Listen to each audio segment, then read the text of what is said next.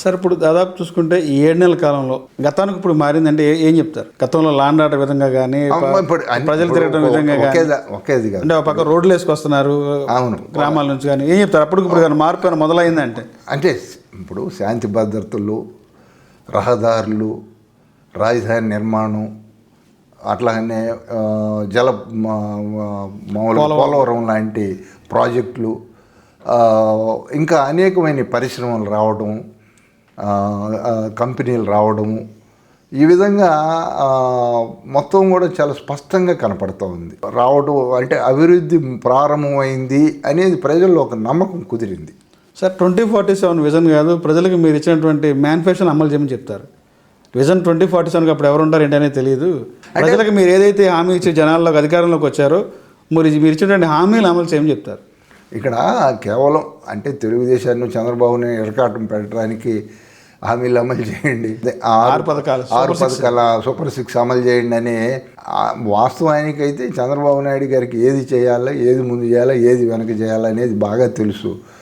ఇప్పుడు హామీలు ఒకవైపు అమలు చేసుకుంటానే మరొక వైపు అభివృద్ధిని కూడా చూసుకుంటూ ఉండాలి. కేవలం ఈ యొక్క సంక్షేమ పథకాలను ఇచ్చేస్తే ఇదివరకు జగన్కి ఎలాంటి గుణపాఠం చెప్పారు, ప్రజలు మనకు కూడా అదే గుణపాఠం చెబుతారు.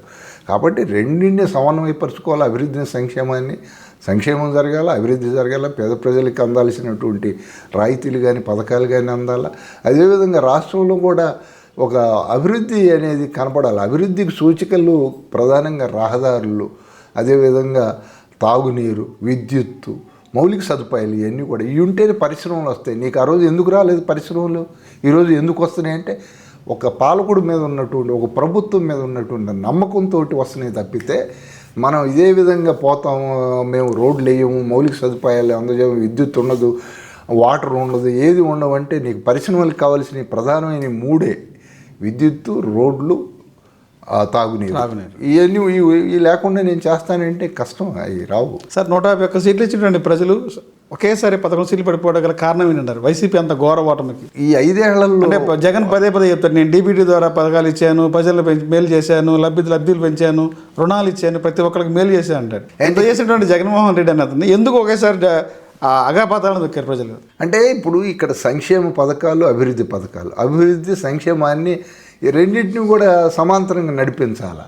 ఇక్కడ అభివృద్ధిని పూర్తిగా గాలికి వదిలేసి కేవలం నేను సంక్షేమం ద్వారా వాళ్ళందరికీ కూడా పెన్షన్లు ఇస్తున్నాను, వాళ్ళ బ్యాంక్ అకౌంట్కి నేను ట్రాన్స్ఫర్ చేస్తున్నాను, నాకు అందరూ ఓట్లు వేయండి అంటే ఓట్లని ఇతను మొదటి నుంచి వాళ్ళకి ఓటర్లకి వెరవేస్తూ ఓటర్లని ఒక విధంగా ఓట్లు కొనుగోలు చేస్తున్నట్టుగా అనిపిస్తుంది. నేను మీకు ఇచ్చాను కాబట్టి నాకు ఓట్లు వేయండి అని అతని డిమాండ్ అనేది అర్థవంతమైంది కాదు. ప్రజలు నువ్వు ఇక్కడ ఏం చేసావు, ఈ రోడ్లు వేసావా, ఇక్కడ బిల్డింగ్స్ ఏం చేసావు, ఇక్కడ ఉన్న తాగునీరు ఏంటి, సాగునీరు ఏంటి అని దీర్ఘకాలిక యొక్క పథకాల విషయం ప్రయోజనాలను కూడా దృష్టిలో పెట్టుకోవాలి. సార్ గత గవర్నమెంట్లో అనేకమైన పదవులు అనుభవించి కొన్ని శాఖల్లో ఇప్పుడు కార్పొరేషన్లో కానీ ఉదాహరణ ఇన్ఛార్జ్లో కానీ పదవులు అనుభవించేసి స్కాముల్లో దోపిడీ చేసి ఈ రోజున అదే పార్టీ నాయకులు మీ పార్టీలోకి వచ్చారు. వాళ్ళని ఎలా ఆహ్వానిస్తున్నారు?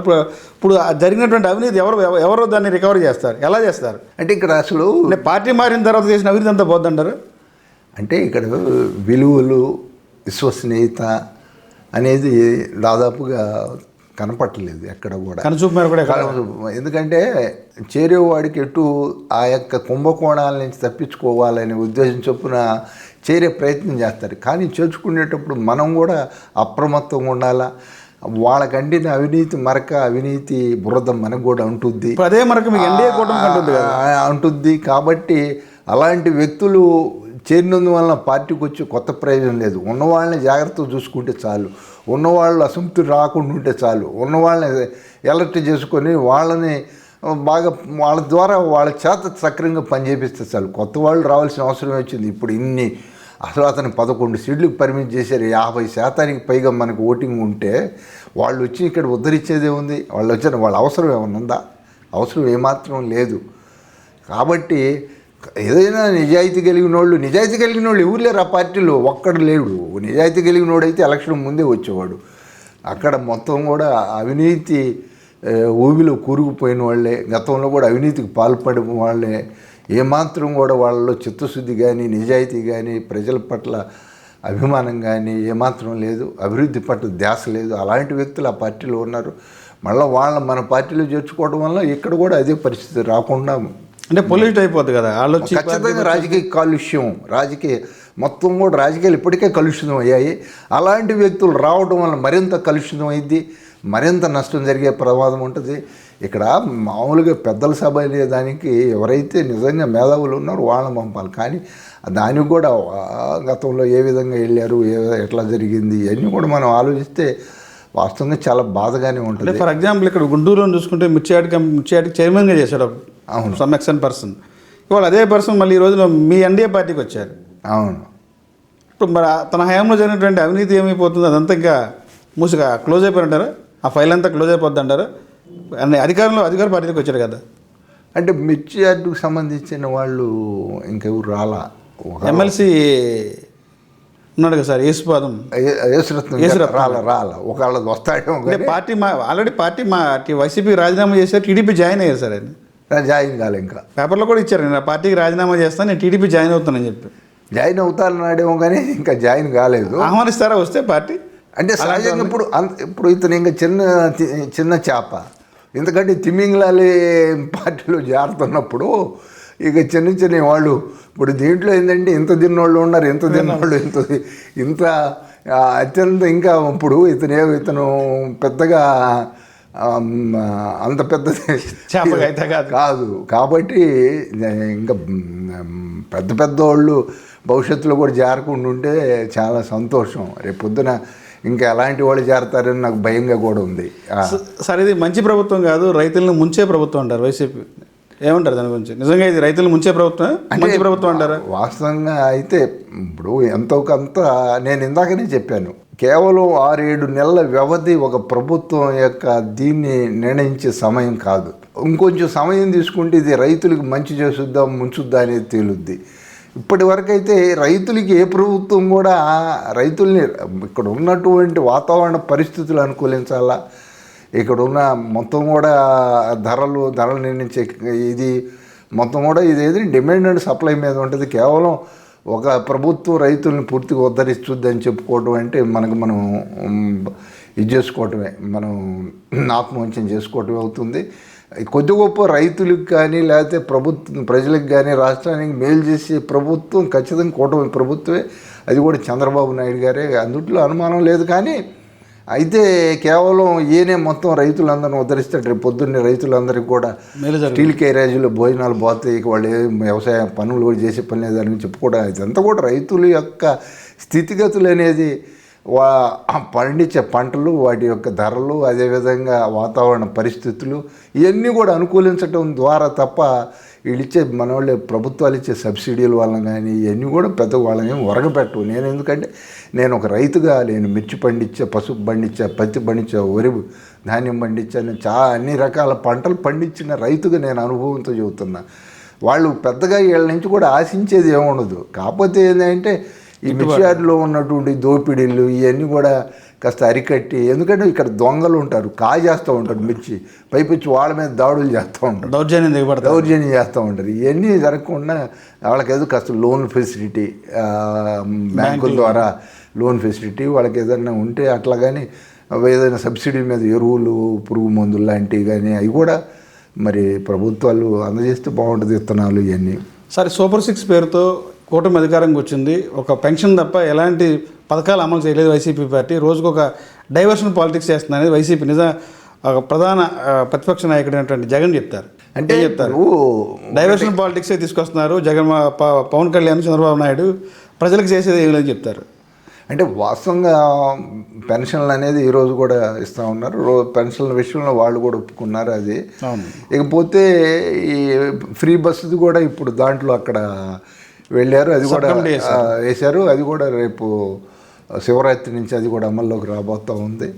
ఇకపోతే ఆ గ్యాస్ కూడా మొన్ననే గ్యాస్ సిలిండర్ కూడా దీపం పథకం కూడా అమల్లోకి వచ్చింది. ఇక తల్లికి వందనం అట్లానే ఫీజు రియంబర్స్మెంట్ అది ఇక తొందరలో అది కూడా చేస్తారు. ఎందుకంటే ఇక్కడ నిధుల కొరత చాలా తీవ్రంగా ఉంది. ఆ నిధుల కొరతను అధిగమించాలంటే సంపద సృష్టించబడాలి. సంపద సృష్టించబడాలంటే కేవలం 6-7 నెలల్లో రాదు. ఈరోజు మనం కనుక ఒక మొక్క నాటితే అది కొద్ది గొప్ప పెరిగి పెద్దదై అది ఫలితాలు వచ్చేటప్పుడు కొంత టైం పట్టుద్ది, సమయం పట్టుద్ది. అప్పటిదాకా ప్రజలు కూడా కొంత ఓర్చుకోవాలా. తెల్లారేపాటికి మాత్రం ఏది జరగదు. అది ఎన్నో గతంలో పోల్చుకున్నప్పుడు ఇప్పుడు ఎటు జరుగుతుంది అనే దాని మీద మనం ఆలోచించాలి. అంటే సంపద సృష్టిస్తానన్న పేరుతో సంపద సృష్టిస్తాను, రాష్ట్రాన్ని అప్పులు చేస్తానని చెప్పి అధికారంకి వచ్చిన చంద్రబాబు నాయుడు గారు ఈ రోజున అప్పులు చేస్తున్నారు. ఇప్పుడు శ్రీలంక అవుదా అనేది బొగ్గన రాయిందని నాకు చెప్తారు మాజీ ఆర్థిక శాఖ మంత్రి.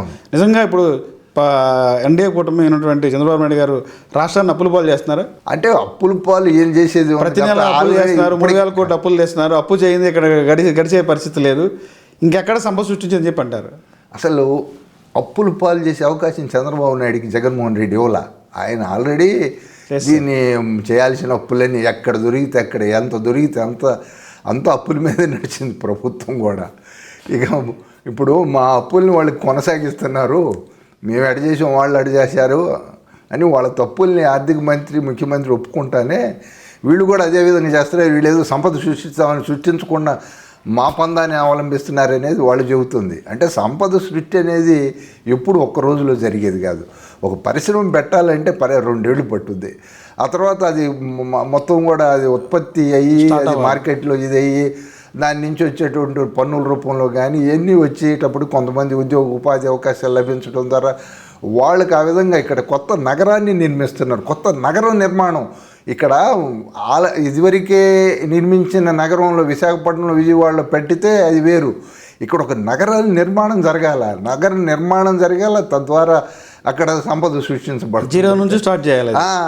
అంతేగాని ఇప్పుడు వాళ్ళు అంటున్నారని మనం అనవసరం భుజాలతో ఊడుకోవటం కూడా పద్దాకులు వాళ్ళ గురించి ఎందుకంటే అతను అంత మానసిక పరిస్థితి అతను బాగలేదా లేకపోతే అతనికి మరి పూర్తి పరిపక్వత లేదా రాజకీయంగా కానీ మరొక విధంగా జగన్మోహన్ రెడ్డికి అర్థం కావట్లేదు. కానీ అతను చేసిన నష్టం అనేది ఇంకొక 20 ఏళ్ల దాకా తీర్చలేనిది, కోలుకోలేనిది. ప్రజలు కూడా ఒకసారి ఆలోచించాలి. ఇలాంటి వ్యక్తులను ఎన్నుకోవటం వల్ల జరిగేటటువంటి భావితరాలు కూడా ఇలాంటి వ్యక్తులను ఎన్నుకుంటే మనకి క్షమించు ఖచ్చితంగా.